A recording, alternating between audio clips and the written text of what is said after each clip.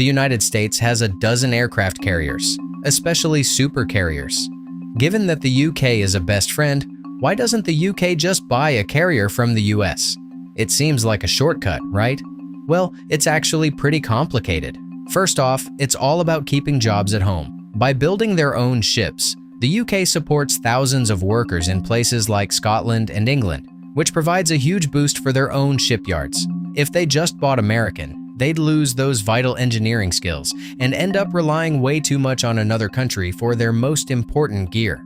Ultimately, they want to make sure they can take care of their own fleet. Then there's the massive price tag to consider. Let's be honest, American supercarriers are incredibly expensive. Just one of those costs around $13 billion. To put that in perspective, the UK was able to build 2 of its own carriers for about half the price of a single American one. Plus, US ships are nuclear-powered. While that sounds fancy, it's actually a bit of a maintenance nightmare and requires special infrastructure that the UK prefers to save for its submarines. By sticking to regular power instead, the UK got 2 great ships that are much easier on the wallet.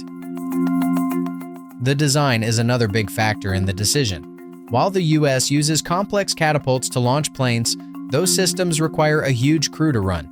In contrast, the UK went with a ski jump ramp, which is perfect for the F-35B jets they use. This means they can run the whole ship with far fewer people. Because it's a much simpler and more automated setup, it's a big win for a smaller Navy. It's really all about working smarter, not harder.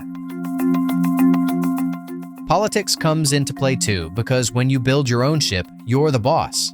You don't have to worry about another country's rules on how or where you use your equipment. Furthermore, since the UK carriers aren't nuclear, they can pull into almost any port in the world. Since some countries have very strict bans on nuclear-powered vessels, the British ships have a lot more freedom to show the flag and visit different places. That makes traveling the globe a whole lot easier. At the end of the day, it's all about getting what you actually need. The US builds carriers to dominate the entire ocean, but the UK just needs something that works well for their specific goals and fits in with their allies. They didn't need a gold-plated American model when a custom British design does the job perfectly for them. It's all about finding the right fit for their own neighborhood and their own budget.